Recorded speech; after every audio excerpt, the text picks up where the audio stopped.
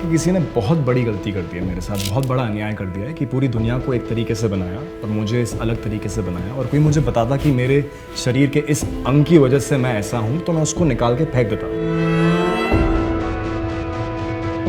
क्या बहस है, क्यों आई है सुप्रीम कोर्ट में ये बहस? ये सारी शादियाँ आज तक जब होती आ रही थी कानून में, वो एक आदमी और औरत के बीच में थी। समाज में से कई लोग हैं, कई कपल्स हैं जो सेम जेंडर में आपस में प्यार करते हैं और शादी करना चाहते हैं। ये अर्बन एलिटिस्ट व्यू है कि महानगरों में रहने वाला जो विजातीय वर्ग है, जिसकी अपब्रिंगिंग अच्छी है, जिसकी कमाई अच्छी है, जिसकी पढ़ाई अच्छी है, ये उनका सोचना है। पहले बोलते थे कि ये वेस्टर्न कंट्रीज़ का है या इंडिया में नहीं होता ये, अब एटलीस्ट ये तो बोलते हैं कि अर्बन एरियाज़ में होता है। हमारा इस पर इतना ही काबू है जितना मेरे अपने बालों के रंग पर काबू है, मेरी आंखों के रंग पर काबू है। मुझे ईश्वर ने इसी तरह बनाया। ये एक बहुत ही विचित्र और अलग अल्पसंख्यक वर्ग है जो छुपा सकता है अपना ट्रू आइडेंटिटी।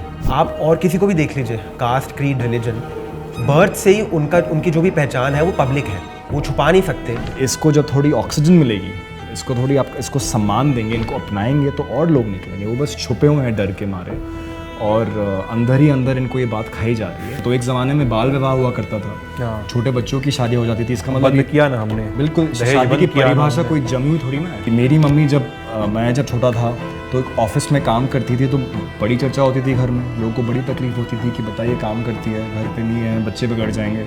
समलैंगिक युगल बच्चे को गोद लेते हैं तो क्या उस बच्चे की मानसिक स्थिति पर कोई दबाव नहीं बनेगा जब वह समाज के अन्य बच्चों को देखेगा कि उनकी परवरिश उनके माता पिता के साथ हो रही है? क्या समाज में समलैंगिक युगल के बच्चों को भी भेदभाव का सामना करना पड़ेगा?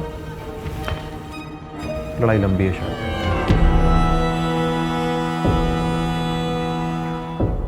आज़ादी के बाद देश में कोर्ट रूम में जो सबसे बड़ी बहस इस समय हो रही है, इन दिनों हो रही है, वो उसको जो आसान भाषा में अगर हम कहें और जो भाषा कीवर्ड बन चुकी है, वो है सेम सेक्स मैरिज।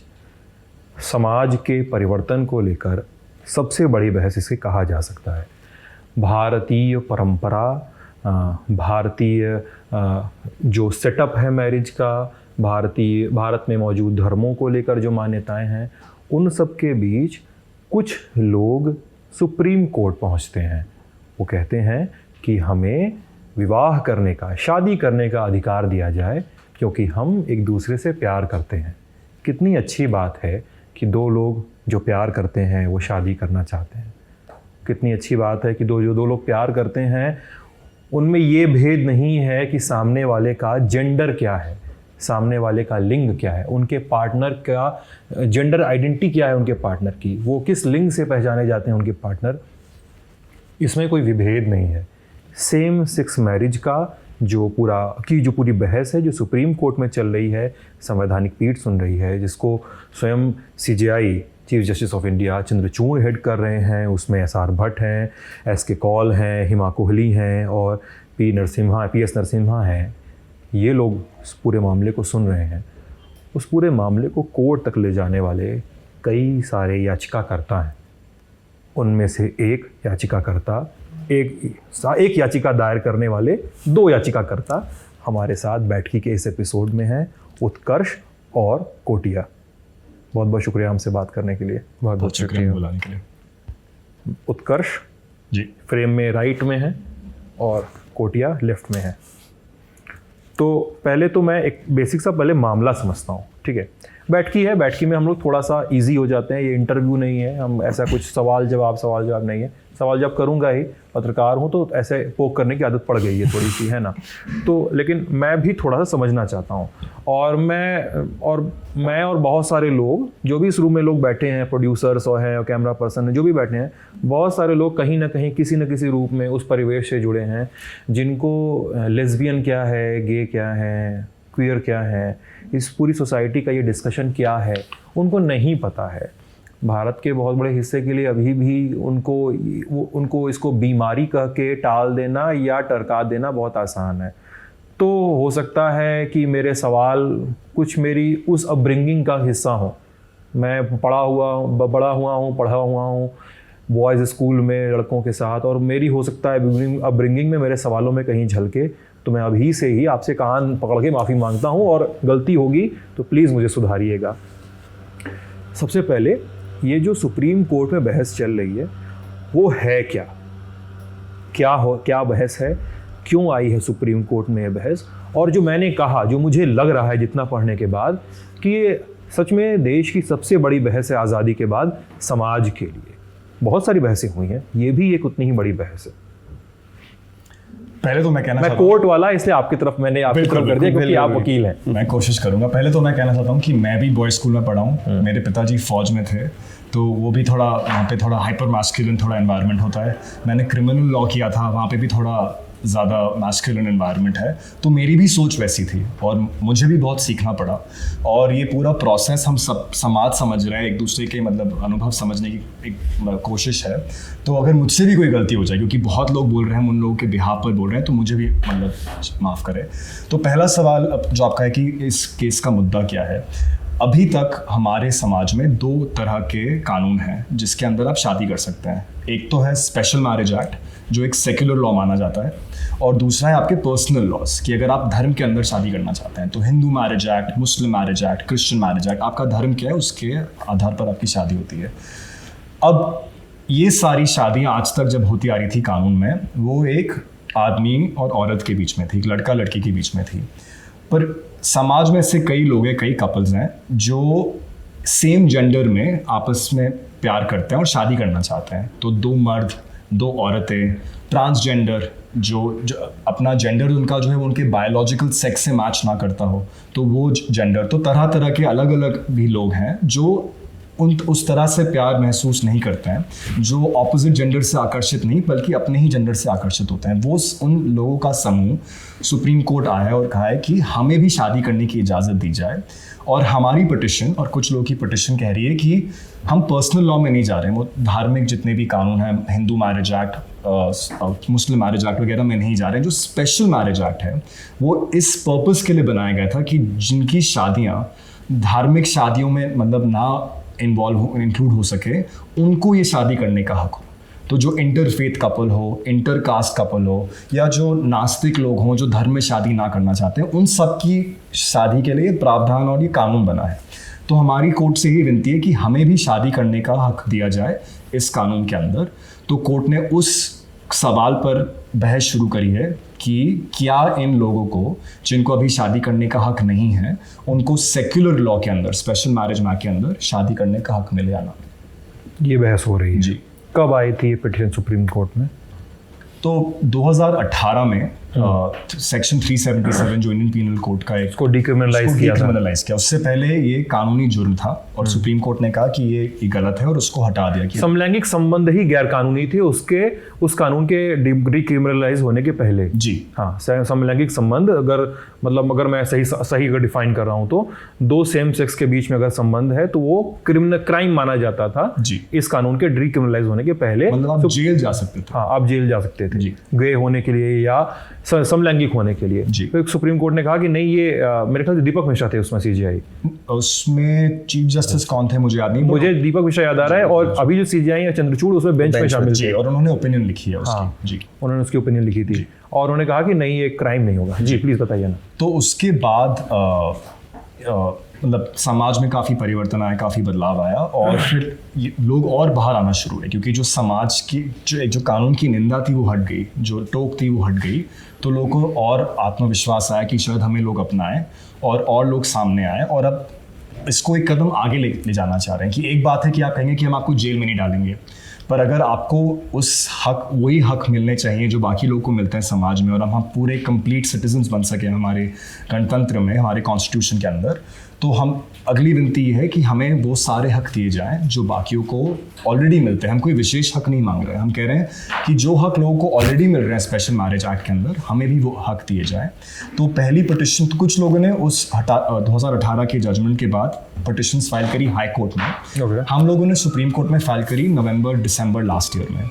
तो फिर सुप्रीम कोर्ट ने कहा कि हाँ, ये ज़रूरी मुद्दा है। उस पुरानी जजमेंट से 5 साल हो गए, समाज में बहुत बदलाव आए हैं और चीज़ें सीखने को मिली हैं।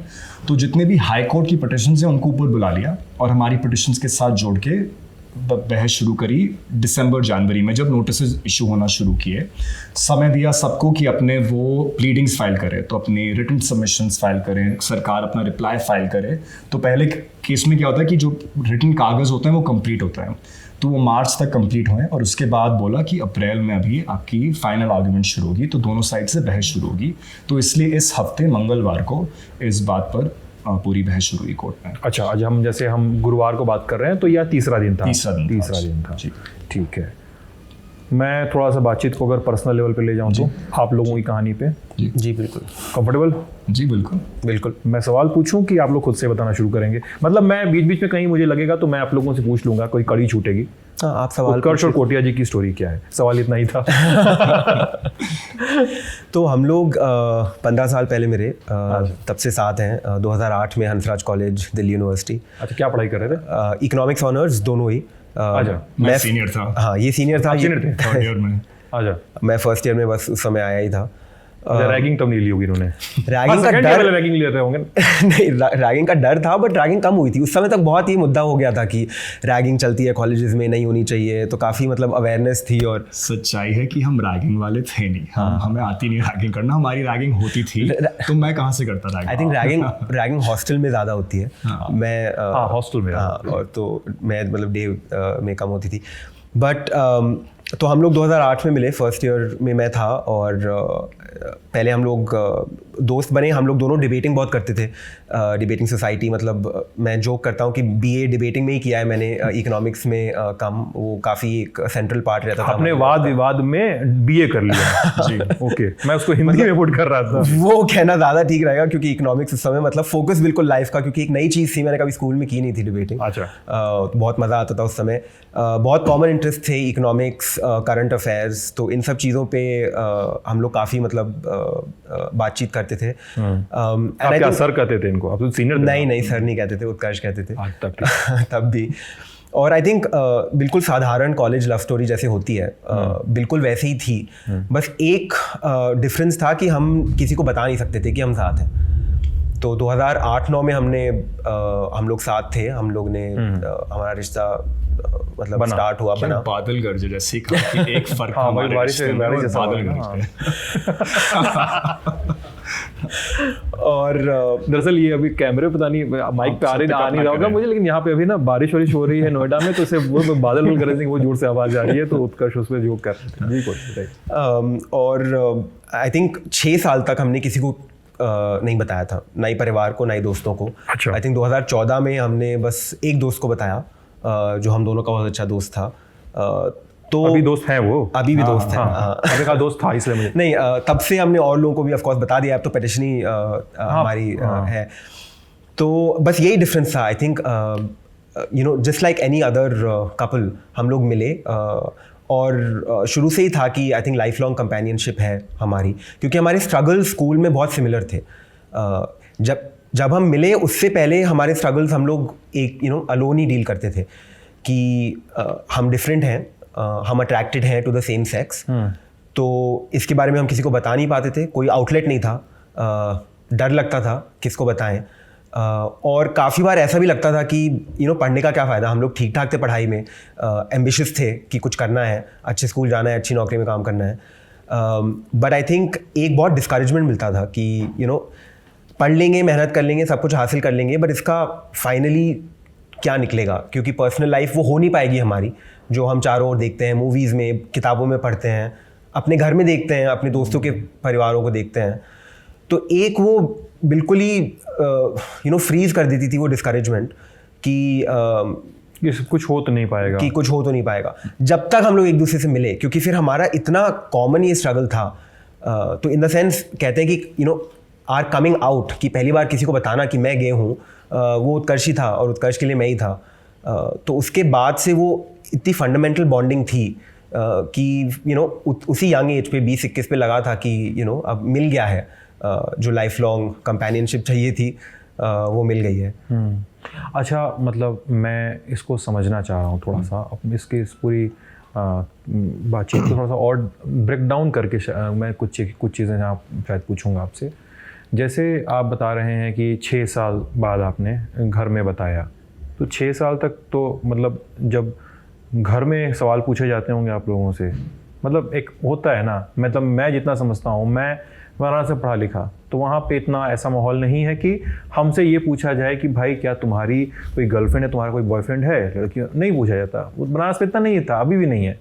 दिल्ली में तो दिल्ली थोड़ा एक टियर ऊपर सिटी है इन सब मामलों में, जहाँ पे कई प्रदेशों से आके लोग रह रहे हैं, अच्छे कॉलेजेस हैं, अच्छी यूनिवर्सिटीज़ हैं, अच्छी थोड़ी ज़्यादा समझ के लोग हैं, ऐसा कहा जा सकता है अगर। तो क्या इस तरह की बातचीत सुनने को मिली आप लोग को? क्या मतलब 6 साल का स्ट्रगल क्या था जब तक फैमिली में सामने नहीं खुली बात, और फिर 6 साल बाद का स्ट्रगल क्या था जब फैमिली में खुल गई बात? तो फैमिली को तो मैंने 2020 में बताया। अच्छा, एक दोस्त को बताया था 2014 अच्छा, में। बट आई थिंक ज़्यादा फैमिली में बातें होती नहीं थी इन सब चीज़ों के बारे में, कि कोई गर्लफ्रेंड है या क्या है। मतलब I think like a lot of other Indian house hold, मतलब पेरेंट्स के साथ वो था कि ये सब चीज़ें पेरेंट्स के साथ डिस्कस नहीं होती थी। काफ़ी मेरे दोस्त करते हैं अपने पेरेंट्स के साथ डिस्कस, बट हमारे घर में ऐसा ज़्यादा नहीं था। और आई थिंक ईजियर ही था क्योंकि ये लड़का था, तो इसके साथ टाइम स्पेंड, किसी का ख्याल उधर जाता नहीं था। अगर मैं लड़की के साथ इतना टाइम स्पेंड करता तो मम्मी पूछती कि क्या चल रहा है। बट क्योंकि उत्कर्ष था, तो आई थिंक हमारे लिए भी ये ईजी रहा छुपाना in that sense from family.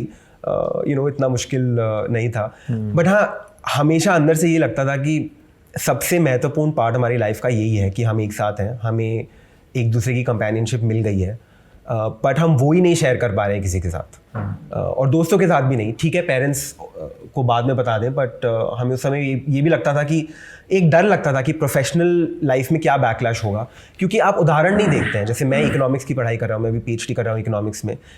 मैं इंडिया में विदेश से पढ़ाई कर रहे हैं ना? जी, मैं लंदन स्कूल ऑफ इकोनॉमिक्स से अपनी PhD कर रहा हूँ इकोनॉमिक्स में। अच्छा।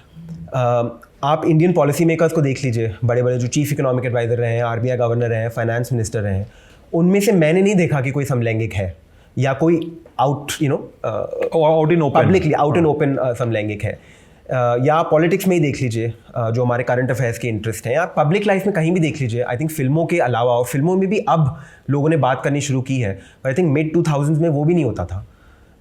तो आई थिंक वो थोड़ा डराता था कि हमें ये तो पता है कि ये चीज़ कॉमन है, ये चीज़ होती है, ये चीज़ बिल्कुल बायोलॉजिकल है, बट लोग नहीं आ रहे हैं पब्लिकली, तो इसका कोई रीज़न होगा। तो उससे डर लगता था कि अगर हम लोग आएँ तो ऐसा तो नहीं है कि करियर पे कुछ दरवाजे बंद हो जाएंगे, या पर्सनल लाइफ में कुछ मतलब फ्रेंड्स क्या कहेंगे, मजाक उड़ाएंगे, not friends but generally college में तो और कई भी लोग होते हैं। कितने लेवल पे ट्रोलिंग हो सकती है और कितने लेवल पे ह्यूमिलिएशन या बाकी चीज एपिसोड हो सकते हैं, ये था।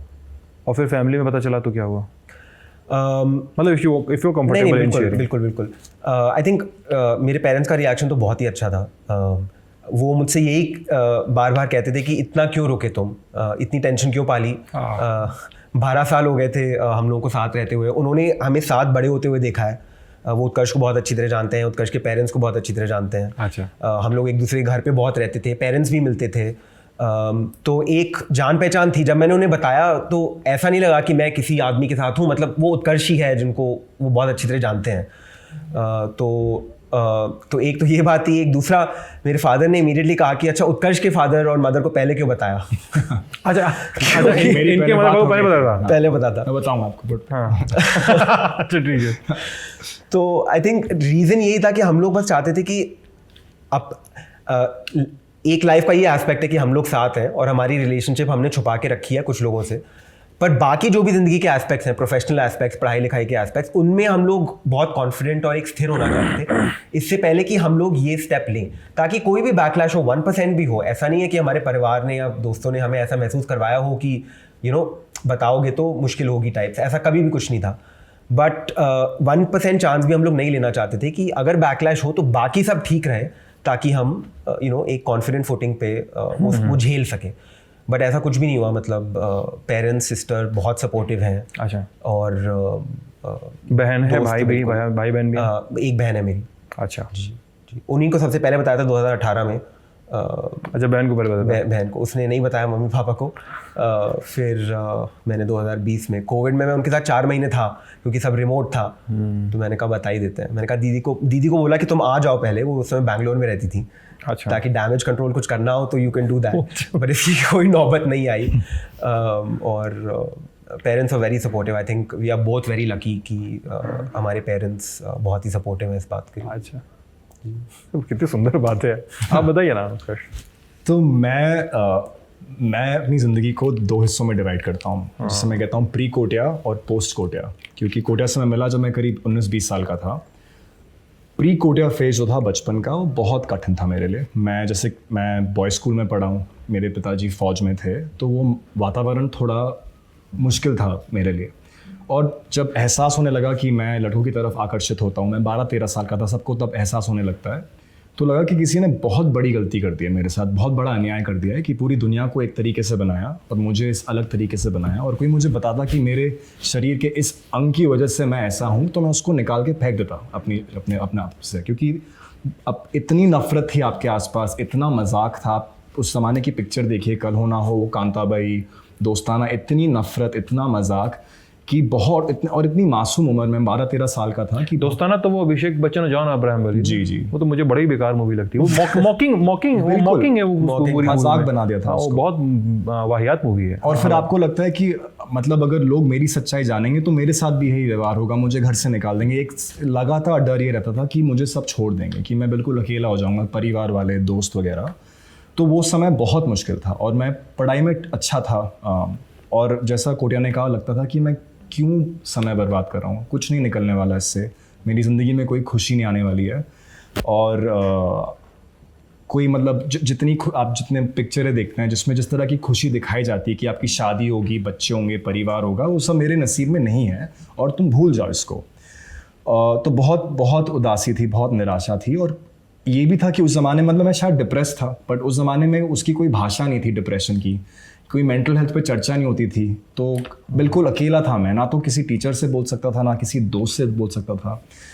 अभी भी यकीन होता कि उतनी छोटी सी उम्र में मैं बस अंदर ही अंदर मुझे एक बात खाई जा रही थी। और तो घुटना कहते हैं। बिल्कुल बिल्कुल।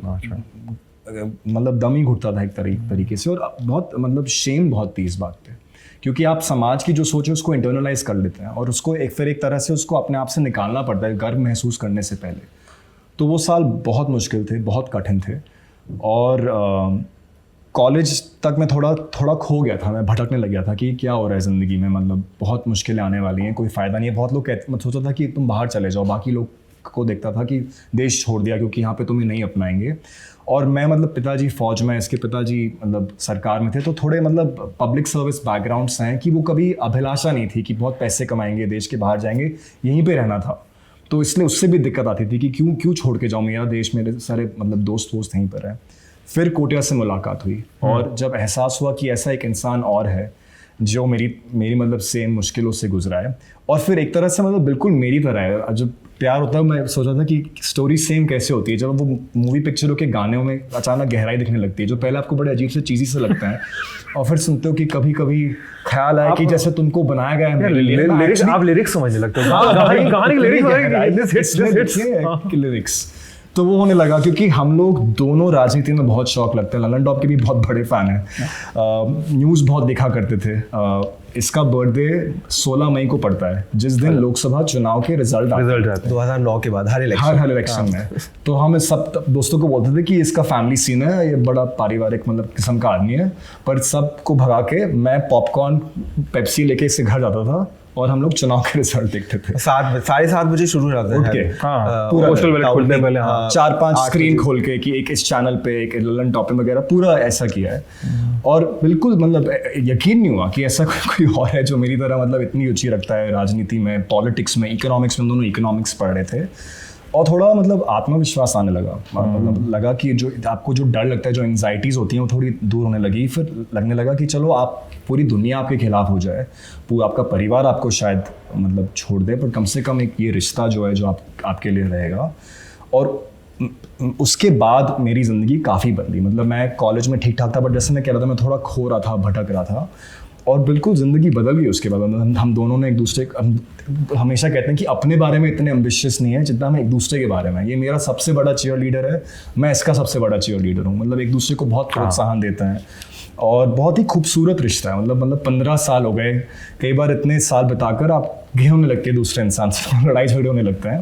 पर अभी हम मिले थे 1 महीने थोड़ा दूर रह के आपस में, और कॉलेज की तरह हंसने लगे एक दूसरे को देख के कि मतलब चलो इतना टाइम बाद तो मतलब मिल गया। तो बहुत ही खुशी, बहुत ही प्यार वाला रिश्ता है और उससे बहुत फ़ायदा हुआ मुझे। मैं पढ़ाई लिखाई मतलब वापस करने लगा कि चलो इससे मतलब भटकना नहीं चाहिए ज़िंदगी में, और काफ़ी अच्छे स्कूलों में पढ़ने लगा। मैं हार्वर्ड से 2 बार मास्टर्स किए, एक बार लॉ में, फिर दूसरी बार इकोनॉमिक्स में। अभी ऑक्सफोर्ड में PhD कर रहा हूँ। कभी सोचा नहीं था कि ये सब होगा।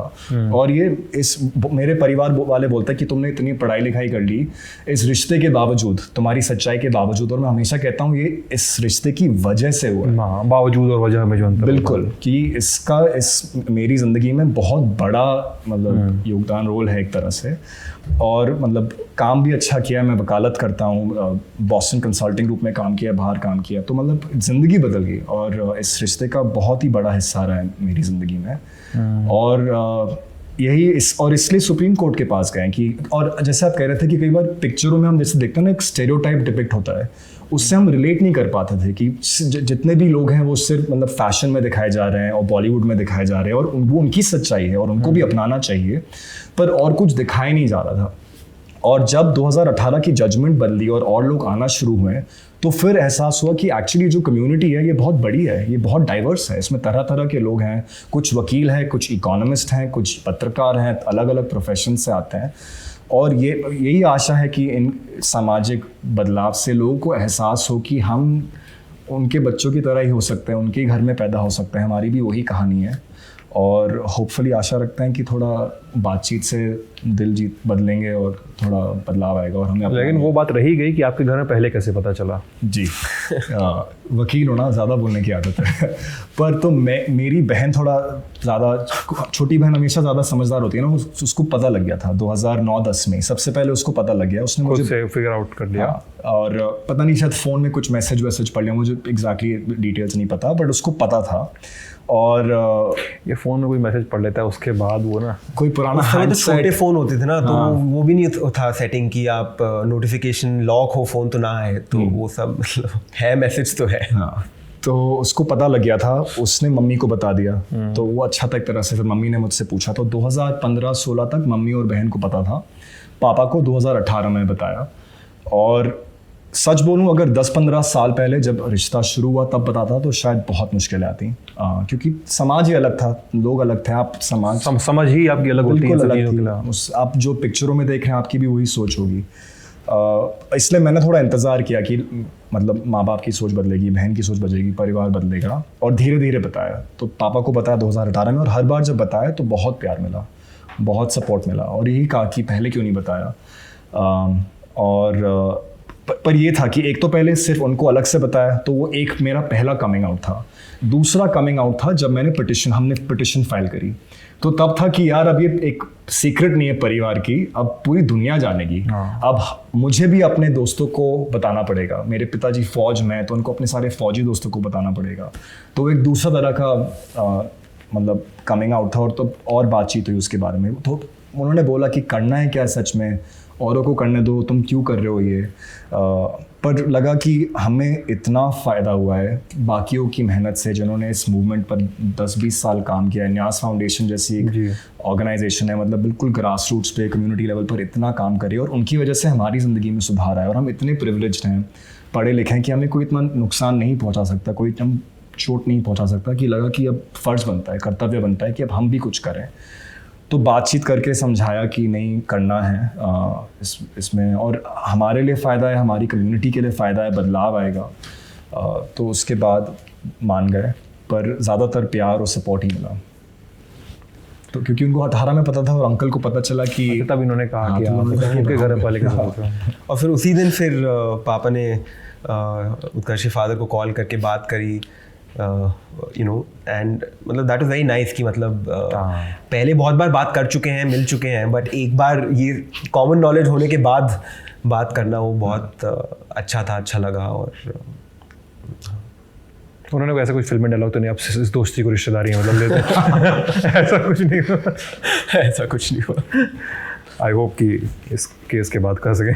बिल्कुल नहीं बदल सकता ना रिश्तेदारी में, इसलिए तो ये केस क्यों लड़ना है कि हमें दोस्ती को रिश्तेदारी में डायलॉग बदल मारना सके। है अभी, डायलॉग बचा मार हुआ सके है। यार हम। बिल्कुल। अच्छा तो ये अच्छा एक जैसे मैं आपके लोग की बातचीत सुन रहा हूँ और उसमें मैं सुप्रीम कोर्ट को की दूसरे दिन जो बहस हुई है इस पूरे बहस में, तो वो मुझे याद आ रहा है जिसमें सेंटर ने ये कहा कि ये अर्बन एलिटिस्ट व्यू है, मतलब नगरीय अभिजात्य जिसको हम हिंदी में कहें कि महानगरों में रहने वाला जो एक अभिजात्य वर्ग है, जिसकी अपब्रिंगिंग अच्छी है, जिसकी कमाई अच्छी है, जिसकी पढ़ाई अच्छी है, ये उनका पिटीशन है, ये उनका सोचना है। केंद्र सरकार का जो रुख इस पूरे केस में सामने आया है वो शायद, बाकी एस्पेक्ट से बात करूंगा मैं, लेकिन वो इसको शायद पूरे भारत की के पिटिशन के तौर पे नहीं देख रहे हैं, भारतीय समाज के पिटिशन के तौर पे शायद नहीं देख रहे हैं। उनके लिए अर्बन एलिटिस्ट व्यू है ये जी, ठीक है। आप दोनों मुझे बताइए ये कितना अर्बन एलिटिस्ट है, केंद्र सरकार जैसा कह रही है कोर्ट में जाके। इस पर CJI चंद्रचूड़ ने कहा भी कि आपने कोई ऐसा डेटा नहीं दिया जिससे पता चले कि अर्बन एलिटिस्ट व्यू है, आप ये बस कह रहे हैं कि अर्बन एलिटिस्ट व्यू है। कैसे है ये अर्बन एलिटिस्ट व्यू, या क्यों नहीं है, मैं समझना चाह रहा हूँ। तो आई थिंक दो चीज़ें हैं। पहला तो जितना भी आप साइंटिफिक एविडेंस देखें वो यही कहता है कि ये बिल्कुल मूल गुण है ह्यूमंस के, ह्यूमन बीइंग्स के, मानव के ये मूल गुण हैं, ये जैविक गुण हैं जिनसे हमने चूज़ नहीं किया ये, बट हम ऐसे ही हैं। तो अगर ये, और कोर्ट में भी आया था इनेट कैरेक्टरिस्टिक ऑफ ह्यूमन बीइंग्स, तो अगर ये इनेट है तो फिर ये अर्बन, उसको आप रेखांकित कैसे कर देंगे क्लास में या ज्योग्राफी में? ये तो हर जगह का इशू है। पहले, और ये बहुत पुराना आर्ग्यूमेंट है, पहले बोलते थे कि ये वेस्टर्न कंट्रीज़ का है या इंडिया में नहीं होता ये। अब एटलीस्ट ये तो बोलते हैं कि अर्बन एरियाज़ में होता है, विलेजेस में नहीं। धीरे धीरे भारत में, भारतीय परिवेश में आ चुका जी। और आई थिंक ये हो इसलिए रहा है क्योंकि ये एक बहुत ही विचित्र और अलग अल्पसंख्यक वर्ग है जो छुपा सकता है अपना ट्रू आइडेंटिटी, है ना। आप और किसी को भी देख लीजिए, कास्ट, क्रीड, रिलीजन, बर्थ से ही उनकी जो भी पहचान है वो पब्लिक है, वो छुपा नहीं सकते अगर वो अल्पसंख्यक है किसी भी और वर्ग से। बट यहाँ पे हम लोग छुपा सकते हैं, और हम तो जानते हो कि हमने पर्सनली 6 साल छुपाया है, तो इसलिए इस पे डेटा कलेक्ट हो ही नहीं सकता, राइट। तो मैं ये मानने के लिए तैयार हूँ कि अर्बन एरियाज़ में इस पे ज़्यादा बातचीत होती है, अर्बन एरियाज़ में ये ज़्यादा दिखता है शहरों में, इसलिए क्योंकि एक एनवायरनमेंट कंड्यूसिव है जहाँ पे लोग शायद फील करें कि वो आके अपनी ज़िंदगी फुल्ली एक्सप्रेस कर सकते हैं। हाँ, मैं उसी पर था, शायद अर्बन एरियाज में ज़्यादा समझ है, समझ है, और इसीलिए हमारे जैसे लोग शायद फील भी करते हैं कि अगर हम पब्लिकली आएंगे बाहर तो शायद इतना बैकलैश नहीं आएगा। हो सकता है विलेजेस में ऐसा ना हो और विलेजेस में फिर लोग नहीं बाहर आते हो, तो मेरे ख्याल से वो ज़्यादा बड़ा रीज़न है कि ये विलेजेस में नहीं दिखता है, एज अपोज टू कि ये विलेजेस में है ही नहीं। मतलब मेरे पास एक छोटा एनेक्डोट है इसको लेके कि मेरा एक मतलब दोस्त भी नहीं कहेंगे, वो परिचित है मेरा, तो ही इज़ होमोसेक्सुअल, मैं सही टर्म इस्तेमाल कर रहा हूँ ना, ठीक है। तो हमारा परिचय ऐसे हुआ कि एक कैफ़े में बैठ के मैं कुछ लिख रहा था, सो वो आए मुझसे बातचीत करने लगे, कैफ़े में था, मतलब ये कैफ़े था जहाँ पे मैं अक्सर लिखता पढ़ता रहता था, वो बनारस में वो कैफ़े था, वो कोविड लॉकडाउन में बंद हो गया, तो अक्सर था तो उनसे बातचीत होती थी कि क्या लिख रहे हैं, क्या पढ़ रहे हैं। देन समडे ही उन्होंने ही आस्क्ड मी आउट, उन्होंने कहा, तो मैंने कहा कि ऐसा ऐसा है, मैं स्ट्रेट हूँ और बातचीत तो लेकिन करेंगे ही अपन, तो हमारा परिचय हुआ इसको लेके। और फिर उन्होंने बताया, अब मेरी उनसे बातचीत होती है कि वो मेरे ख्याल से ये आपका इलाहाबाद के आसपास कहीं उनका गांव है, प्रयागराज जिसको कहते हैं, प्रयागराज उनका कहीं गांव है उनका, और वो उन्होंने बताया कि उनके गांव के किसी व्यक्ति के साथ अब वो खुश हैं। तो मतलब अर्बन एलिटिस्ट व्यू, मुझे लगता है कि यहाँ पे कंट्राडिक्ट हो रहा है, जो सरकार का जो पक्ष है वो यहाँ पे कंट्राडिक्ट हो रहा है, वो यहाँ पे भंग हो रहा है वो सरकार जो कह रही है। क्योंकि एक व्यक्ति जो मुझसे बनारस में मिल रहा है वो इलाहाबाद के पास किसी गांव में किसी व्यक्ति के साथ खुश है, उससे प्रेम करता है, वो दोनों एक दूसरे से प्रेम करते हैं। तो आई गेस शायद धीमे धीमे चीज़ें पता चलेंगी। हम जो प्लीज ना केस चल रहा है उसमें से स्टोरीज आई हैं बाहर, हम भी नहीं जानते थे पहले। बताइए। एक काजल है पिटिशनर, हरियाणा के गांव से, छोटे से गांव से। उसकी गर्लफ्रेंड है, वो आपस में बहुत प्यार करते हैं, समाज में ने नहीं अपनाया, निकाल दिया घर से, धमकी वमकी मिली। उन्होंने दिल्ली हाई कोर्ट जाके पिटिशन फाइल करी प्रोटेक्शन के लिए कि हमारी ज़िंदगी को खतरा है, इतनी नफरत का सामना करना पड़ा। और अब उन्होंने आके पिटिशन किया, उनकी लोकेशन डिस्क्लोज नहीं है, हाइडिंग से उन्होंने पिटिशन फाइल करी है कि हमें शादी करने का मौका मिले। मैं उनके साथ एक शो में था, रोने लग गई कि हर गांव में वो चूड़ा पहनते हैं ना शादी के बाद, हाँ कि मुझे भी चूड़ा पहनना है। और मैं इंतज़ार कर रही हूँ कि जजमेंट आए सुप्रीम कोर्ट का हमारे पक्ष में कि मैं वो चूड़ा पहन के शादी कर सकूँ, क्योंकि इसकी अहमियत इतनी ज़्यादा है हमारी कम्युनिटी में।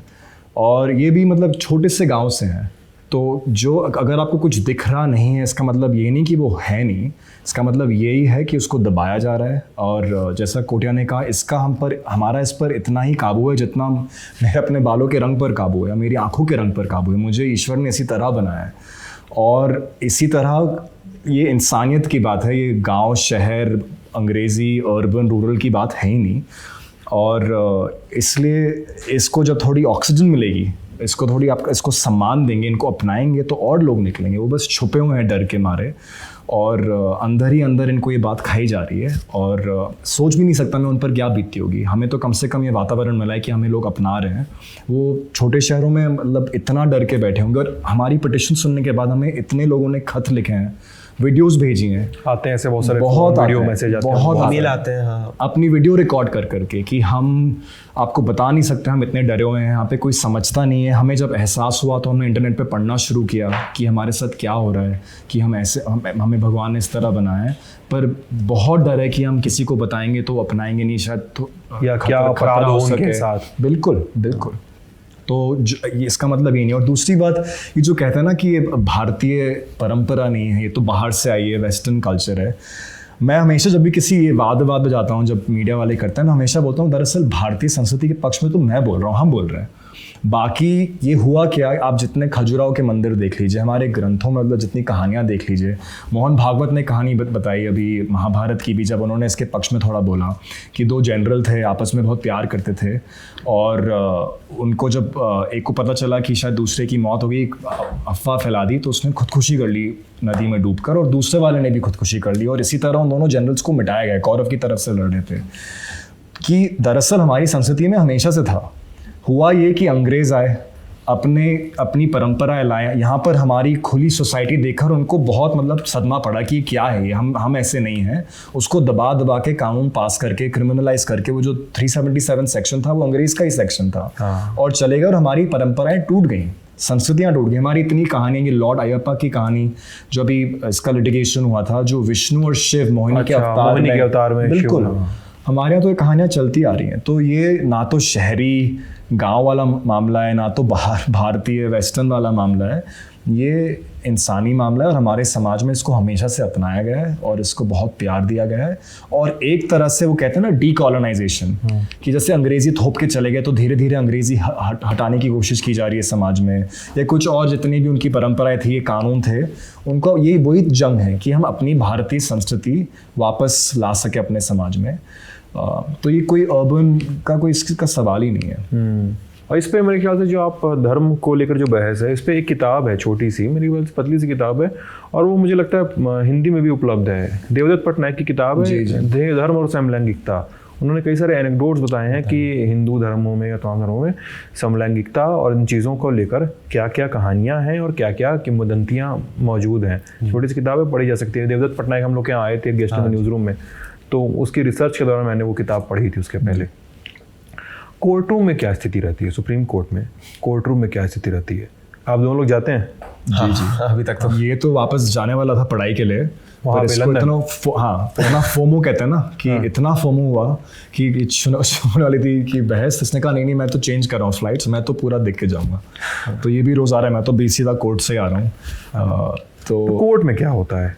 केंद्र के वकील आते हैं, जितना मतलब मामला सब जुडिस है और आप लोगों के जो एक कॉन्स्टेंट्स होते हैं मामला तक जुडिस होने के, वो तो है ही है, लेकिन जितना बता सकें आप लोग कौन से क्या दलील करते हैं, कोर्ट रूम में क्या हो रहा है, कई सारी पार्टियां हैं, कई सारे याचिकाकर्ता हैं। कोटिया बाहर से है तो इसका हाँ, इंटरेस्टिंग तो भी होगा। मैं ओवरव्यू देता हूँ, फिर लीगल चीज़ें उनका समझा देगा। बट तो बेसिकली इन पिटिशंस में पहले ओपन करते हैं पिटिशनर्स के साइड से लॉयर्स जो होते हैं, तो सीनियर एडवोकेट मुकुल रोहतगी ने पहले ओपन किया था। वो मुकुल रोहतगी रिप्रेजेंट कर रहे हैं आप? जी नहीं, हमें नहीं, और पिटिशनर्स हैं। अच्छा। हमें डॉक्टर अभिषेक मनु सिंघवी, अच्छा, अभिषेक जी, हम सेकंड गए थे। उसके बाद डॉक्टर मनु सिंघवी ने कल और आज अपना समाप्त किया आर्ग्यूमेंट्स, और आई थिंक मंडे तक सारे पिटिशनर्स के आर्ग्यूमेंट समाप्त हो जाएंगे। उसके बाद सरकार अपना पक्ष रखेगी। आई थिंक समय पे डिपेंड करता है, अगले हफ्ते या उसके कुछ दिनों बाद तक वो रख लेंगे। उसके बाद रिजॉइंडर्स होंगे, अपना दोबारा पक्ष रखेंगे दोनों साइड, और फिर जजमेंट होपफुली समर वेकेशंस जो होती हैं सुप्रीम कोर्ट की 22 मई से लेकर जुलाई तक है, तब जजेस अपना जजमेंट लिखेंगे, एंड फिर जजमेंट आएगा जुलाई अगस्त में कभी। मतलब ये टाइम टेबल ऐसा कुछ है नहीं, बट ऐसा होता है। ये तो टाइम टेबल बता रहे हैं आप जी। अंदर क्या होता है, मेरा सवाल वही टिक गया है। अंतर मतलब कि कोर्ट रूम में क्या हो रहा है? 5 जज सामने बैठे रहे हुए हैं जी, वो क्या कैसे शुरू करते हैं? मतलब क्या, मतलब किसी को डांटते हैं कि भाई क्या है, ये समझ में तो नहीं आ रहा। बेसिकली रिटन आर्ग्यूमेंट्स होते हैं हर साइड के, हर पिटिशनर्स के रिटन आर्ग्यूमेंट्स होते हैं, तो वो point by point written arguments पांचों जजेस के सामने पढ़ते हैं। फिर कोई भी सवाल जजेस का हो, उसका जवाब लॉयर को देना पड़ता है। और कई मतलब पॉइंट्स हैं कि जैसे हमारी पिटिशन में स्पेशल मैरिज एक्ट जो है, जो सेक्युलर लॉ है, उसको हमने एसेंशली कहा है कि जेंडर उसमें से हटा के उसको ऐसे इंटरप्रेट करें कि वो पर्सन्स के बारे में एक्ट बन जाए, व्यक्ति हो जाए एज अपोज महिला या पुरुष ना हो वहाँ। बिल्कुल, महिला पुरुष ना हो, पति पत्नी ना हो, वो व्यक्ति हो जाए। तो इस पे बहस हुई थी। और तो लिखित बहस में और बोलकर बहस करने में बहुत फ़र्क है। आप लिखकर जो भी बोल दें, कई बार समझाना पड़ता है और सवाल होते हैं। तो हमने जब सबमिशंस किए, उसके बाद जब बहस खुली तो जजेस ने सवाल पूछे हमसे कि आपने ये लिखा है, इसका क्या मतलब। हमने समझाया, हम केस लॉ पढ़ते हैं, तो हमारे इस पे 2-3 मुद्दे हैं, मतलब मोटा मोटी। पहला है कि जैसा कहा कि जहाँ पे भी जैसे हस्बैंड वाइफ लिखा है या महिला पुरुष लिखा है, उसमें जो जेंडर का एंगल है उसको आप मतलब उसको इस तरह इंटरप्रेट किए कि कोई भी 2 इंसान या मनुष्य शादी कर सकें। और इसका लॉजिक ये है कि कई लोग बोलते हैं कि आप तो कानून बना रहे हैं, कानून बनाना तो संसद का काम है, आप न्यायपालिका कैसे बना सकते हैं। पर लेकिन तो कानून बना हुआ है ऑलरेडी। कानून बना हुआ है, एग्जैक्टली। हमारी 1956 का है शायद। बिल्कुल, बहुत ही पुराना कानून है। तो हम कोई नया कानून बनाने की विनती नहीं कर रहे हैं, हम इतना कह रहे हैं कि कानून बना दिया सरकार ने और पार्लियामेंट में, उनका हक है। पर क्या वो हक इस तरह बांट सकते हैं समाज में कि कुछ समूह को दे और कुछ को ना दे? और इस सवाल का जवाब कि इस तरह का भेदभाव करना कॉन्स्टिट्यूशनली अलाउड है, हमारे संविधान में अलाउड है या नहीं, इसका बिल्कुल सही फोरम सुप्रीम कोर्ट ही है। तो हर बार अगर आप एक समूह है, आपको लगता है कि आपको कुछ नहीं दिया जा रहा है, अगर आप दलित हैं या महिलाएं हैं और कुछ हक सिर्फ पुरुष को दिए जा रहे हैं, तो महिलाएं सुप्रीम कोर्ट जाती हैं कि हमें क्यों नहीं दिए जा रहे हैं, ये संविधान में अलाउड नहीं है। इसका लॉजिक क्या है कि आपने एक समूह को दिया, दूसरे को नहीं दिया? तो हमारी हम कहते हैं संवैधानिक वैधता, संवैधानिक वैलिडिटी। बिल्कुल। तो वही सवाल यहीं पर है कि जो कानून बना हुआ है उसमें ये अलाउड है कि वो सिर्फ जो मतलब स्ट्रेट लोग जैसे कहते हैं कि जो आदमी औरत शादी करना चाहते हैं, सिर्फ उन्हीं को ये इजाज़त दी जाए, और जो सेम सेक्स कपल्स हैं जैसे कोटिया और मैं या 1-2 औरत, उनको शादी करने की परमिशन ना दी जाए। और हमारी विनती है कि अगर इस कानून को कॉन्स्टिट्यूशनली वैलिड रखना हो, कि संविधान के अंदर मतलब ये सही रहे, तो इन हकों को आपको बाकियों को भी देना पड़ेगा। तो पहला हमारा ये मुद्दा है। दूसरा है कि इस कानून में कुछ प्रावधान है जिन्हें कहते हैं नोटिस और ऑब्जेक्शन। तो जैसे अगर आप हिंदू मैरिज एक्ट में अगर आप शादी करना चाहते हैं तो आप कैसे शादी करेंगे? आप हिंदू रीति रिवाज से शादी करेंगे। बिल्कुल, आप लड़की के परिवार वालों से मिलेंगे, आप फंक्शन डिसाइड करेंगे, आप 7 फेरे लेंगे, तमाम चीजें होंगी जो हिंदू शादियों में होती हैं, शादी हो जाएगी। स्पेशल मैरिज एक्ट में क्या है कि प्रावधान ऐसे हैं कि आपको अगर शादी करने की मतलब इच्छा है, अभिलाषा है, तो आपको एक मैरिज ऑफिसर के पास जाकर उनको बताना पड़ेगा कि हमें शादी करने की इच्छा है। आप एक फॉर्म भरेंगे, उसमें भी फोटो लगाएंगे और वो मैरिज ऑफिसर उसको एक नोटिस बोर्ड पे चिपका देंगे। और किसी को आपत्ति हो तो इस पे 30 दिन के लिए कोई भी इंसान, ये भी नहीं कि परिवार वाले हैं कोई, इस पे अगर कोई आपत्ति जताना चाहते हो तो आ जाएं। और हमारा ये कहना है कि हम वैसे ही मतलब इतने दबे हुए हैं, हम वैसे ही वल्नरेबल हैं, हम खतरे में हैं। मैंने आपको काजल की कहानी बताई, वो छुप कर ये पिटिशन फाइल कर रही है। आप हमें ऐसे खोल कर इस तरह एक्सपोज करेंगे तो हमें और खतरा होगा। तो जो फंडामेंटल राइट है शादी करने का किसी से भी जिससे आप प्यार करते हो, वो और दब जाता है। और सच्ची मैरिज इक्वालिटी जो है वो तभी होगी जब इन प्रावधानों का से जो बाधाएं आती है वो हटाई जाएंगी। तो दूसरा मुद्दा ये है। तीसरा है कि शादी एक हक है, पर शादी मतलब एक अकेला इकलौता हक नहीं है। शादी के साथ आके आपके काफ़ी सारे हक आते हैं। मतलब एक तो एक इमोशनल रिश्ता है, एक मानसिक रिश्ता है, पर समाज में शादी से आपका एक सरकार के साथ रिश्ता बनता है। तो जब अगर आप और आपकी अगर पत्नी हो, अगर आप उनको जैसे पैसे ट्रांसफ़र करें तो उस पर गिफ्ट टैक्स नहीं लगेगा, क्योंकि आपका पति पत्नी का रिश्ता है, ये कानूनी रिश्ता है। हम दोनों के बीच में कानूनी कागज़ पर हमारा कोई रिश्ता नहीं है, तो हमें टैक्स लग जाता है। आप अगर किसी मतलब औलाद को गोद लेना चाहते हो तो आप एक कपल की तरह कर सकते हैं, आप परिवार शुरू कर सकते हैं। हमें वो हक नहीं है। मैं चाहे अलग से कर दूं, और एक सिंगल आदमी के लिए बहुत मुश्किल है अडॉप्शन करना वैसे भी, पर हम एक परिवार शुरू नहीं कर सकते। हेल्थ इंश्योरेंस, आपको अपनी कंपनी से शायद अगर हेल्थ इंश्योरेंस मिलता हो तो आप आपकी मतलब वाइफ को वो एक्सटेंड हो जाएगा। अगर हम कहीं काम करते हो तो वो भी नहीं मिला। तो ऐसे तरह तरह की सुविधाएं हैं, ऐसे हक हैं जो आपको मिलते हैं, जिनका पहला कदम शादी होती है। तो ये शादी सिर्फ इतना ही नहीं कि आपको बोला कि आप शादी कर दे तो आपने साइन कर दिया और एक कागज़ पे आपको एक सर्टिफिकेट मिल गया, उससे काफ़ी नहीं है। शादी का मतलब ही यही है कि आप समाज में उसी तरह रह सके, परिवार बना सकें, आप वो ज़िंदगी जी सकें जो बाकी सब जीते हैं। और उन हकों के लिए भी हमने मतलब विनती करी है। और लेकिन सरकार जिसमें ये सब जो कह रही है कि इसमें जो संतान को गोद लेने, संतान प्राप्ति में, तलाक में, ये सब में काफ़ी लेयर्स हैं, उसमें दिक्कतें आएंगी। गोया मतलब मुझे तो समझ में नहीं आता कि एक ये दबाव सरकार या किसी का भी क्यों है इस देश में कि किसी दो व्यक्तियों के बीच में शादी हो रही है तो संतान उनकी होनी ज़रूरी है। ये सरकार को चिंता क्यों है कि दो लोगों की शादी के बाद उनकी संतान हो, चाहे गोद लेके हो चाहे उनकी कोख से हो, छोड़ दो उन पे।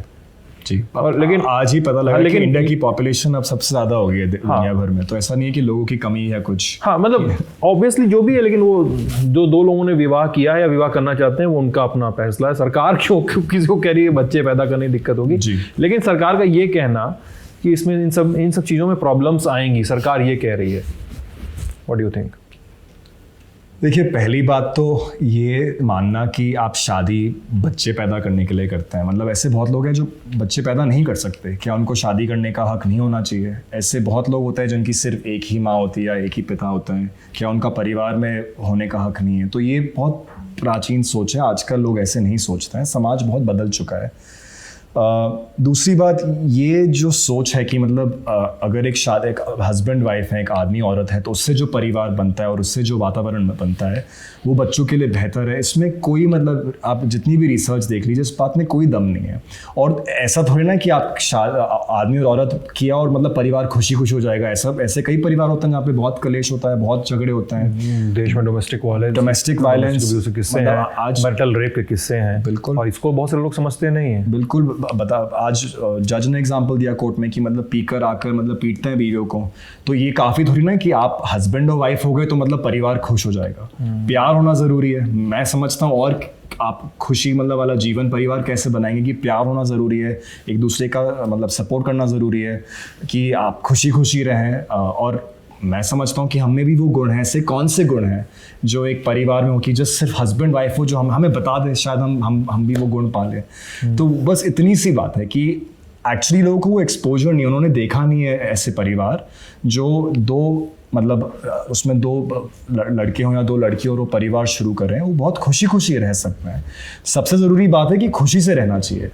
और क्योंकि इतना दबाया जाता है, कई बार क्या होता है, लोगों की ज़बरदस्तियाँ शादी हो जाती हैं, तो दरअसल वो असली में शायद गे या लेस्बियन हो, पर क्योंकि इतने डरे हुए हैं, उतना खौफ है इस बात पर, तो ज़बरदस्ती शादी कर लेते हैं, उसमें खुश नहीं रहते। या तो वो खुद नहीं एक्सेप्ट कर पाए या समाज ने प्रेशर में एक्सेप्टेंस करवा दिया, और वो शादियाँ टूट जाती हैं। उससे बच्चों पर क्या असर पड़ता है? तो कई बार जब लोग बोलते हैं कि आप सिर्फ अपने हकों के लिए लड़ रहे हैं, दरअसल इससे बहुत लोगों पर असर पड़ता है, बहुत परिवारों पर असर पड़ता है, उनके परिवारों पर असर पड़ता है। और मल्टी लेयर्ड प्रॉब्लम्स है ना, बिल्कुल, पता नहीं ना किसी को कैसे इम्पैक्ट कर रही है। आप सभी लोगों की जो पिटीशन है, आप सभी लोग जो एक मतलब एक बहुत महत्वपूर्ण मुहिम का हिस्सा हैं, उससे आप सेम सेक्स मैरिज को देश में लागू करने, उसको कानूनी वैधता देने की तो बात कर ही रहे हैं, लेकिन उससे एक बहुत बड़ा चेंज आएगा मुझे लगता है, अगर वो सुप्रीम कोर्ट इस पर एक पॉजिटिव रवैया देती है, लेकर चलती है सुप्रीम कोर्ट, कि विवाह शब्द की, विवाह जो इंस्टीट्यूशन है ना,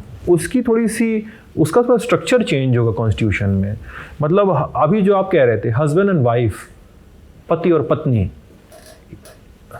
वो जो एक माइंडसेट है ना, एक जो कहने का तरीका है, वो शायद चेंज होगा सोसाइटी में। मतलब एक it will be a broader change I guess. बिल्कुल, बहुत छोटा सा चेंज नहीं होगा। कुछ कहना चाह रहा?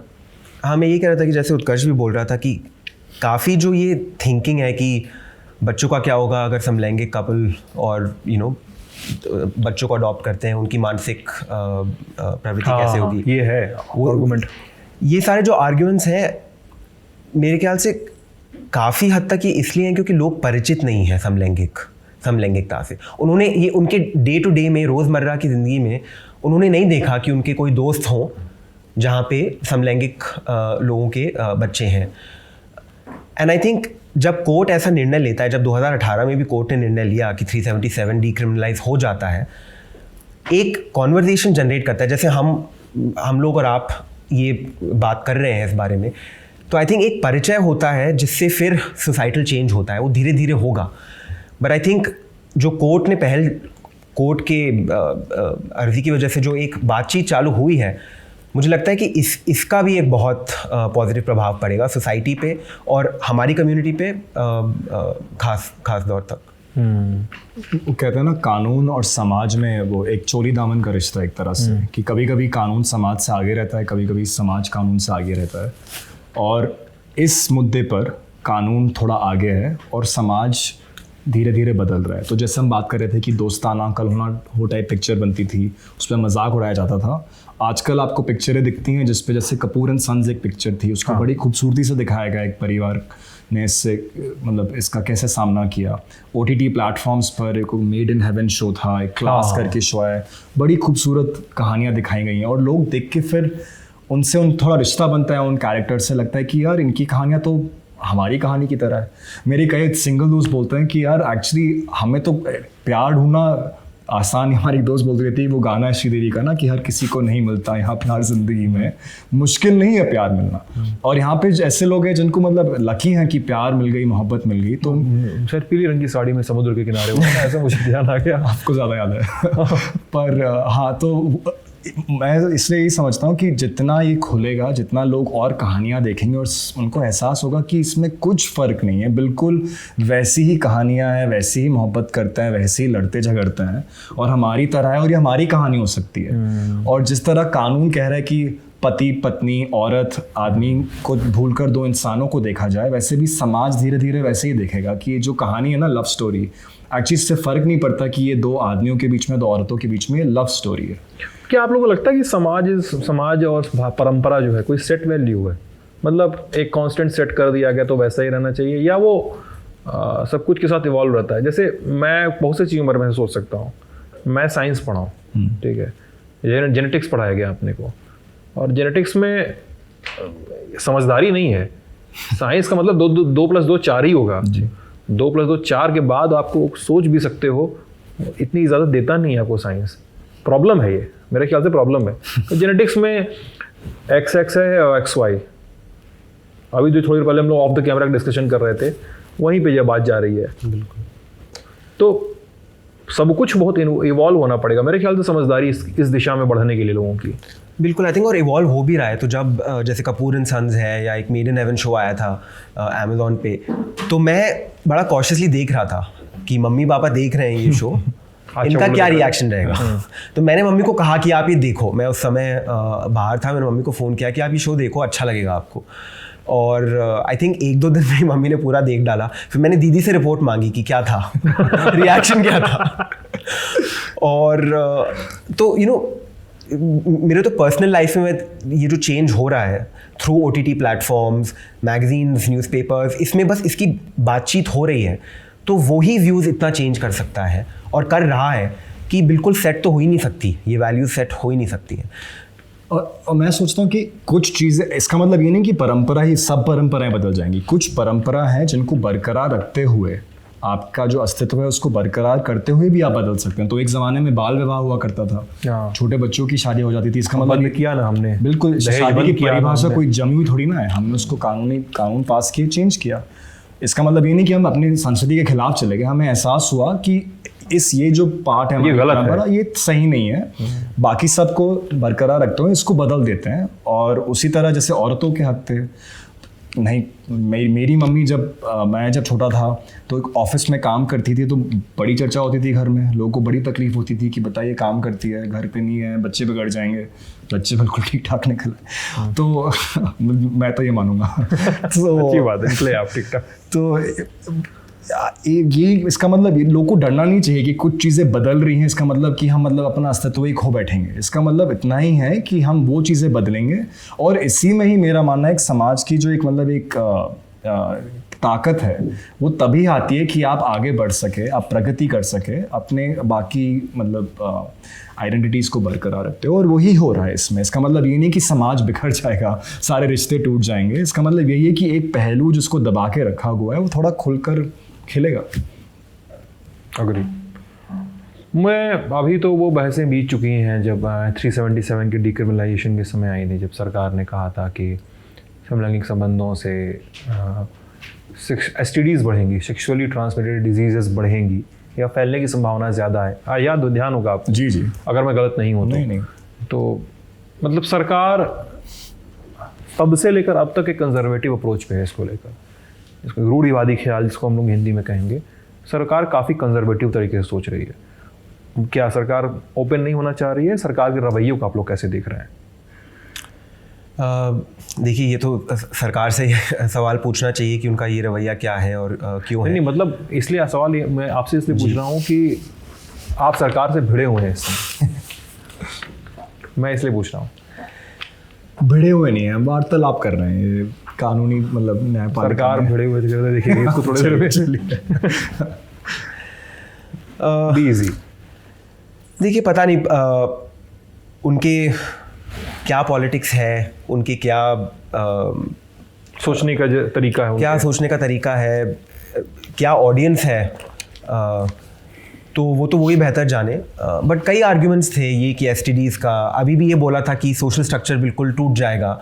बट कल ही में आई थिंक लल्लन टॉप की रिपोर्ट थी कि 32 देश ऐसे हैं, 31-32 देश, आप पूरा मैप में गए थे कि जिन्होंने ये कर दिया है।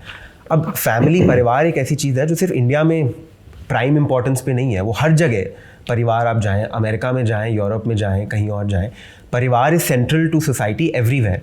बट ऐसा तो नहीं हुआ कि वहाँ पे मैरिज को लीगल करने के बाद समलैंगिक लोगों के बीच में कि पूरी व्यवस्था इतर पितर हो गई है, ऐसा तो नहीं है। 20 साल हो गए हैं, 20-25 साल हो गए हैं कुछ देशों में। तो आई थिंक एक ब्रॉड विजन लेना चाहिए, और आई थिंक सरकार को भी थोड़ा बड़े दिल से इस बात को देखना चाहिए कि वो क्यों एक्सक्लूड करें एक वर्ग को। सोसाइटी के सबसे इम्पॉर्टेंट हमारे कल्चर, और हम जब मिलते हैं सोशली एक दूसरे से, परिवार उसका सबसे इम्पॉर्टेंट पार्ट होता है, तो क्यों हम एक वर्ग को उससे एक्सक्लूड करें। और देखिए, सरकार भी बदली है। आप 2018 में इस कानून 377 जब डिक्रिमिनलाइजेशन हुआ तो उसका अपोजिशन किया। अभी आजकल जब बहस हो रही है तो बोल रही है कि अरे हमें कोई दिक्कत नहीं उससे कोई दिक्कत नहीं है, उससे कोई दिक्कत नहीं अब शादी वाले, अब बस शादी की बात आ गई। तो सरकार भी बदल रही है। ये धीरे धीरे बदलाव ऐसे ही आता है कि बहस से, वाद विवाद से, जब तक बातचीत हो। और मुझे पूरा यकीन है कि अगर सुप्रीम कोर्ट इस साल या 5 साल बाद जब भी अगर हमारे पक्ष में एक डिसीजन दे, उसके बाद सरकार उस पर भी बदल जाएगी। समाज ऐसे ही बदलता है। जब भी कोई कहता है ना, जब भी कोई प्रगति होती है समाज की, इससे समाज बिगड़ जाता है। मुझे तो लगता है कि हम ज़रूर कुछ सही कर रहे हैं। और एक डिस्कोर्स से, एक इस ट्रसल से ही हम रास्ता आगे बनाते हैं ना। मतलब पूरी दुनिया भर का इतिहास यही कहता है, हम किसी संघर्ष से, हम विवाद से ही हम कोई और नई बहस का एक सिरा निकालते हैं, नए विचार निकालते हैं। अब सरकार ने जो कहा है राज्यों को इसमें इन्वॉल्व करना है, राज्य भी इन्वॉल्व हो। मतलब राज्यों का रवैया आप इतना अभी तक डिकोड कर पाए इस पूरी बहस में, हम लोग राज्यों का रवैया कैसा रहा है? किसी खास राज्य में कुछ थोड़ी सी लिनियंसी हो इस चीज़ को लेकर, या किसी राज्य में थोड़ी ज़्यादा कठोरता हो इसको लेकर? अभी कुछ ऐसा समझ में आया अभी तक? अभी मतलब कोर्ट में तो किसी ने कुछ फाइल नहीं किया है, और उतना ही था आउट ऑफ द कोर्ट अभी तक। मतलब मैं गैस कर सकता हूँ, जैसे दिल्ली सरकार हो, शायद शहरों वाली सरकार शायद थोड़ा ज़्यादा इस पे और सपोर्ट, जहाँ पे अर्बन पॉकेट्स ज़्यादा हो सकता है कि वहाँ पे ज़्यादा सपोर्ट हो। पर मुझे ऐसा भी लगता है कि शायद सरकार भी देखना चाह रही है कि इस पे क्या बहस होगी, क्या बदलाव आएगा, और जो डिसीजन आएगा वो उसको अपना लेंगे। जैसे जब 377 डिक्रिमिनलाइज हुआ तो सुप्रीम कोर्ट ने ये भी डायरेक्शन दी थी कि सब जो मिनिस्ट्रीज़ हैं उनको इसको पब्लिसाइज करना है इसके बारे में, कि इसमें कोई गलत नहीं है, इसमें कोई बायोलॉजिकल हार्मोनल डिफेक्ट नहीं है। सब लोग बहुत समझते हैं, इससे एसटीडीज़ नहीं फैलते हैं, सब मतलब गलत सोच है। और इसमें मतलब सारी सरकारों को भी अपनाया गया। एक रिपोर्ट है कि उन्होंने इतना काम नहीं किया जितना करना चाहिए, पर सरकार समाज के सदस्य से ही बनती है। तो मैं मानता हूँ कि अगर समाज की सोच बदल रही है तो सरकार भी इस पर बदल जाएगी। जब डिक्रिमिनलाइजेशन हुआ 18 में, उसके बाद कई चुनाव हुए। ऐसा नहीं कि लोग आके इस पर चुनाव लड़ते हैं, कि ऐसा कुछ नहीं हुआ। उस तरह का मुद्दा नहीं है, ये एक सामाजिक मुद्दा है। इस पे लोग बातचीत कर रहे हैं, और मुझे लगता है वार्तालाप से लोगों की सोच बदलेगी और सरकार की भी सोच बदलेगी। जिस तरह एक सबसे अच्छा उदाहरण मुझे इसका लगता है, जहाँ तक जैसे महिलाओं का स्थान हो, स्थिति थी हमारे समाज में, जब शुरुआत की मतलब काम करने लग गई मेरी मदर, बाकी सब उस ज़माने में, तो बहुत लोग कहते थे कि इससे तो समाज ही बिखर जाएगा, परिवार टूट जाएंगे, ये डिवोर्स होने लगेंगे, कि ये मतलब इनको काम नहीं करना चाहिए, बच्चे बिगड़ जाएंगे। और ऐसा कुछ नहीं हुआ। अब इनफैक्ट अब तो इकोनॉमिक्स रिसर्च बता रही कि और महिला सामने आए, तुम्हारी इकोनॉमी और बढ़ेगी। और मुझे लगता है ऐसी दिक्कतें अधिकतर पुरुषों को ही होती हैं। मैं जो समझता हूँ, ऐसे इंस्टीट्यूशन में दिक्कतें पुरुषों को ही होती हैं कि महिलाएं आगे जाएंगी तो समाज बिगड़ जाएगा। जी बिल्कुल। महिलाओं ने कभी इस तरह के सवाल नहीं उठाए कि महिलाएं क्या कर रही हैं। जी, मतलब एक ब्रॉडर पर्सपेक्टिव में देखिए तो केस स्टडी उठाइए, छोटे छोटे पॉकेट्स में जाइए तो अलग अलग कहानियां मिलती हैं। पुरुष ही ज़्यादा तरह की पुलिसिंग करते हुए पाए गए हैं समाज में, कि भाई तुम ये क्यों कर रही हो, ये क्यों कर रही हो। दर्शकों को सवाल है, रवि हैं, उनका सवाल, LGBT को समझने के लिए कोई किताब सजेस्ट करें। किताब के अलावा भी कुछ सजेस्ट कर सकते हैं आप। मैंने तो शुरुआत करी थी विकिपीडिया, गूगल पे जाके टाइप करके। इंटरनेट पे बहुत रिसोर्सेज हैं, और अलग अलग पहलू पे अलग अलग चीज़ें। जैसे अगर आपको, बहुत लोग को नहीं पता कि जो भारतीय संस्कृति है उसमें LGBT कम्युनिटी का एक्चुअली कितना अपनाया जाता था। उस पर एक किताब है, उसका नाम है हिस्ट्री ऑफ डिज़ायर, जो प्रोफेसर माधवी मेनन ने लिखी है, जिसमें उन्होंने पूरी रिसर्च करी है कि महाभारत रामायण से लेकर हमारे ग्रंथों पर, हमारे मंदिरों में, मस्जिदों में, जितनी भी सूफी साइट्स हैं उन सब पर क्या क्या कहानियाँ हैं, किस तरह इसको अपनाया गया था, और उससे अंग्रेज़ों के आने के बाद उसमें कितना बदलाव आया और वो परंपराएं कैसी टूटी। वो मुझे बहुत ही इंटरेस्टिंग लगी। मुझे बहुत चीज़ें पता नहीं थी, इतनी सारी कहानियाँ जो मैं सुनता आ रहा था बचपन से, तब अच्छा लगा कि अरे एक्चुअली इसमें तो ये एक समलैंगिक रिश्ता था जो मुझे पता भी नहीं था। तो अगर वो सब थोड़ा जानकारी के लिए एक किताब अच्छी है तो वो माधवी मेनन की किताब बहुत बढ़िया है। और उनका एक पॉडकास्ट भी है अमित वर्मा के साथ, वो उसी किताब पे है। उनकी रिसर्च भी काफ़ी इन विषयों पे रहती है, तो मुझे बहुत अच्छा लगा था वो पॉडकास्ट। क्या स्पॉटिफाई वगैरह पे है? हाँ, कहीं भी मिल जाएगा। Amit Varma seen and unseen करके अमित वर्मा का पॉडकास्ट था। अच्छा। लंबा चौड़ा, इस पे वो काफ़ी अच्छा। किताब कम पढ़ते हैं लग रहा है। मतलब इनसे तो कम ही पढ़ता हूँ। अच्छा। मोंटी त्यागी पूछ रहे हैं कि how do you manage all the negativity around the issue and doesn't it affect your mental well being? तो थोड़ा इतने सालों तो मतलब पब्लिक में ध्यान था नहीं, तो ये फेस नहीं करना पड़ा। बट अब जब पिटिशन करी थी और जब मीडिया से बात करते हैं या सोशल मीडिया पे कभी कुछ डालते हैं तो अब आती है नेगेटिविटी। मुझे याद है इंस्टाग्राम पे कुछ डाला था तो हम दोनों को काफ़ी DMs आए थे नेगेटिव, अब्यूजिव, ऐसे ही प्रकार के। तो थोड़ा लगता है कि ये सब क्यों सुनने को मिल रहा है। बट आई थिंक हम लोग यही सोचते हैं कि जब हम लोग स्कूल में थे और हम लोग बिल्कुल डिस्करेज थे कि क्या होगा फ्यूचर में, अनसर्टेनिटी थी। अगर हम लोगों को पता चलता कि हमारे सीनियर सेम इंस्टीट्यूशन से, मतलब हमारे बैकग्राउंड जैसे लोग ये कर रहे हैं, उनको वो एक दूसरे को मतलब मिले, उनको कंपेनियनशिप मिली लाइफ में, तो एक एनकरेजमेंट मिलता। और I think that reason is enough. जैसे हमने कहा कि हम लोगों को लोगों ने ईमेल्स लिखी कमिंग आउट टू अस, हमें बताते हुए कि वो गे हैं, उन्होंने और किसी को नहीं बताया, वो ईमेल में ये हमें लिख रहे हैं, हमें ट्रस्ट कर रहे हैं इस इन्फॉर्मेशन के बारे में, सिर्फ हमें देख के क्योंकि उनको थोड़ा हौसला मिला। हाँ, तो सिर्फ नेगेटिविटी नहीं है, वो बैलेंस होता है और उसके लिए आई थिंक ये सब वर्थ इट है।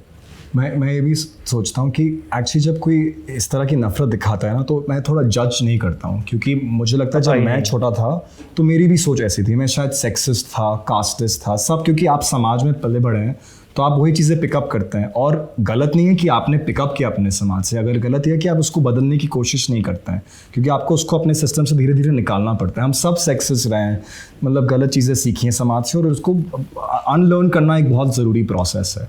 तो जब इनके कमेंट्स देखे तो एहसास हुआ कि ये नफरत उस लैक ऑफ एक्सपोजर से आ रही है, कि वो जानते नहीं हैं लोगों से, और उससे फिर दृढ़ निश्चय, वो एक कर्तव्य लगा कि फिर मतलब और लोग कहानियाँ जानना ज़रूरी है।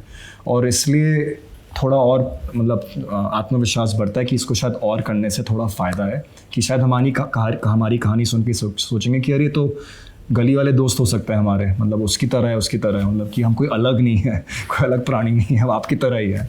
तो इसलिए और करना चाहिए। अजय का सवाल है, मेरे ख्याल से उसका जवाब आपने दे भी दिया है कि प्रकृति के साथ छेड़छाड़ कहाँ तक जायज़ है।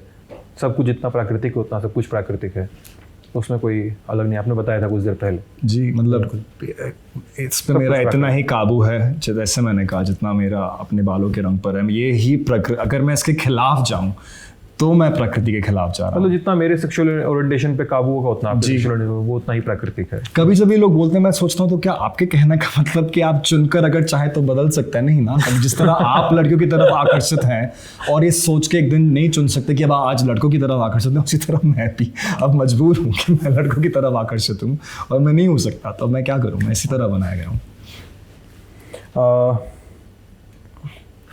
Umar Ansari, What will their marriage serve to society? कैसा सवाल, मतलब किसी की शादी किसी सोसाइटी में क्या सर्व करती है? नहीं, हो सकता है लोग सोचते हैं कि मैरिज की इंस्टीट्यूशन शायद बदल रही है, पता नहीं कि लोग क्या सोचते हैं। हम बस कह रहे हैं कि आपको चुनने का हक होना चाहिए, जिस तरह बाकी लोग को चुनने, जो नहीं चाहते हैं वो ना करे शादी, बिल्कुल। हम तो करना चाहते हैं। मतलब हम अपने दोस्तों की शादी में जाते हैं तो हमें भी लगता है कि हम परिवार दोस्तों के साथ मिलकर कर सकेंगे, सेलिब्रेट कर सकें। मतलब मुश्किल से मिलता है, एज ही वाज सेइंग, मतलब लाइफ लॉन्ग कंपेनियनशिप मुश्किल से मिलती है। हमें मिल गई है, काफ़ी अर्ली एज में मिल गई, तो हम भी चाहते हैं कि शादी करें। इसको बस संगीत में नाचना है। इसको बस संगीत में नाचना है। संगीत में नाचना, तीनों दिन संगीत ही होगा।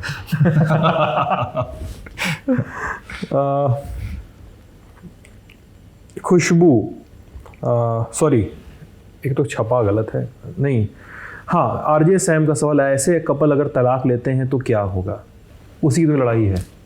पहले शादी का हक मिले तभी तलाक का हक मिलेगा। अभी तो पर वही जिस तरह बाकी लोग तलाक लेते हैं स्पेशल मैरिज एक्ट में, वही सेम प्रावधान हम पर ही लागू होंगे, तो सेम कुछ बदलेगा नहीं।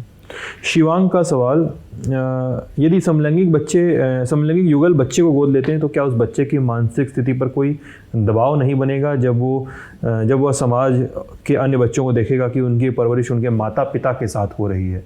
There is mother and father involve. क्या समाज में समलैंगिक युगल के बच्चों को भी भेदभाव का सामना करना पड़ेगा? लड़ाई लंबी है शायद। जिस तरह आप सोचिए, अगर एक सिंगल मदर है, उनके बच्चों की मानसिक मतलब सेहत बिगड़ जाती है क्योंकि वो देखते हैं कि बाकियों के मतलब मदर फादर है। अगर एक सिंगल फादर है बिल्कुल ठीक ठाक निकलते हैं वो बच्चे, बिल्कुल वैसी ज़िंदगी बिताते हैं जैसे बाकी बच्चे निकालते हैं, वही भी खुशी शैतानी सब करते हैं, तो हमारे बच्चे वैसे ही होंगे। ऐसा कुछ नहीं होगा जिससे वो बदलाव आएंगे। सच है कि आसपास थोड़ी मतलब उन लोग सवाल पूछेंगे, शायद थोड़ी बुलिंग होगी वगैरह स्कूल में, और उसकी थोड़ी चिंता है, पर इसलिए तो ये जंग लड़ रहे हैं कि तभी कि समाज बदले, और शायद हमारी जनरेशन ना पर आगे की जनरेशन में ये कम इशू बने और लोग और आसानी से ज़िंदगी जी सकें।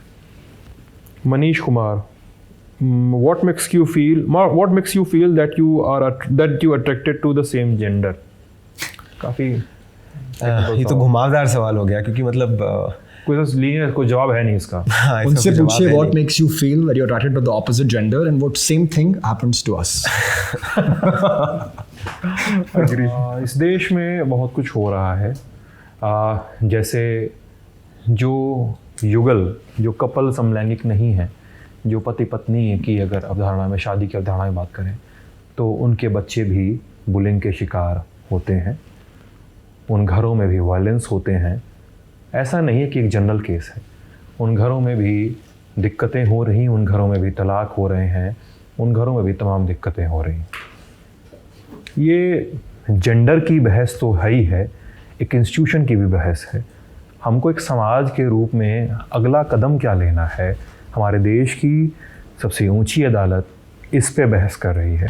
इस बहस को हमें नज़दीक से देखना होगा, हमें अपनी सरकारों के रवैये को कायदे से देखना होगा। इन सरकार को हमने वोट दिया, चुनकर केंद्र में भेजा, अपने राज्य में मुख्यमंत्री बनाया, उनकी सरकार बनाई, और उनको हम टैक्स का पैसा देते हैं कि साहब आप हमारे लिए काम करिए। वो हम एक समाज के यूनिट जो हैं हमारे प्रति कैसा सोचते हैं, उसको हमें क्लोजली ऑब्जर्व करना होगा। बैठकी के इस एपिसोड में इस बार इतना ही। आप सभी का बहुत बहुत शुक्रिया।